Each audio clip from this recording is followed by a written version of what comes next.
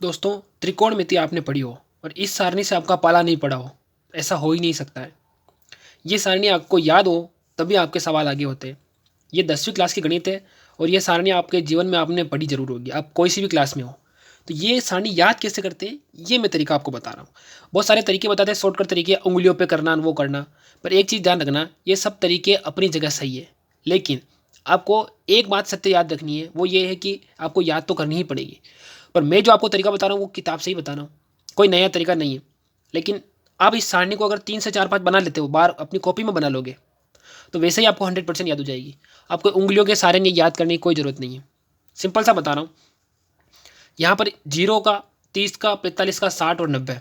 तो हम क्या करते हैं, इसको 0 को 0/4 करते हैं, फिर अंडर रूट लगा देते हैं, फिर इसको 1/4, 2/4, 3/4 और 4/4 और अंडर रूट लगा देते हैं। उससे हम ये मान निकालते हैं। ठीक है, ये मान निकाल के हम क्या बोलते हैं, फिर 0/4 में, यानी कि 0 में 4 का भाग लगाना, मतलब 0 आएगा। तो यहाँ से आप इसको ऐसे याद रखोगे। साइन ज़्यादातर क्या काम में आते हैं, साइन का, कोस का और टेन का, ये ज़्यादातर काम में आते हैं। ये अगर आपको याद है तो उल्टे तो वैसे ही निकाल लोगे आप। साइन का मान 0, 0 का 0। साइन 30 का मान 1/2 होता है, याद कर लो, साइन 30 1/2 सीधा सा। साइन 45 1/√2। किसे याद रखो, क्यों याद रखना है इसको ऐसा, क्योंकि टेन 45 का मान 1 आता है। तो इन जगह पर ऐसा सोचना कि इन जगह पर दोनों एक ही मान है। फिर वापस 60 का √3/2। साइन में भी 30 और 60 का सबसे ज़्यादा आता है और उसके बाद में 45 का पूछा जाता है। तो ये दोनों कौन सबसे ज़्यादा पूछे जाते हैं। फिर साइन 90 का मान 1 रहता है। अब इसको अगर ये सारणी इस प्रकार से बनाई गई है तो इसको उल्टा कर दो, यानी कि 1 से शुरुआत कर दो। यहाँ से इसको यहाँ लिख दो 1, इसको यहाँ लिख दिया 3/√3/2, इसको यही लिख दिया 1/√2, इसको यहाँ लिख दिया और इसको यहाँ लिख दिया। बस इस तरीके से सीधा लिखना, उल्टा लिख दिया। बनाने की तरकीब बता रहा हूँ आपको। फिर टेन क्या होता है, टेन थीटा बराबर, तो साइन बटा कोस होता है।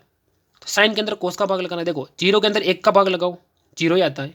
फिर 1/2 के अंदर √3/2 का भाग लगाओ, तो ये उल्टा हो जाता है, आपको पता है। तो 2 से 2 कट जाएगा और 1/√3 बचेगा, 1/√3 बच गया।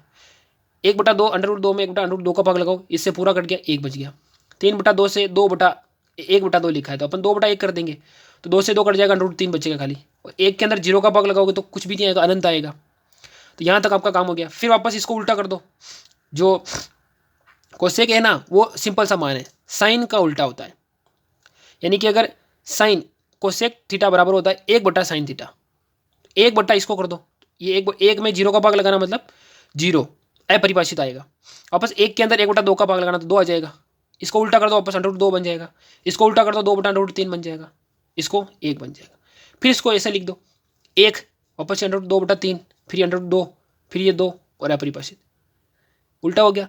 फिर कोट क्या होता है, कोट का सीधा सा फॉर्मूला आपको पता होगा कि ये वैसे तो कोस थीटा, ये cos theta upon sine theta होता है, ये भी होता है। लेकिन अगर आपको ये नहीं पता है तो भी एक सिंपल सा तरीका है, वो ये है कि कोट टेन का उल्टा होता है।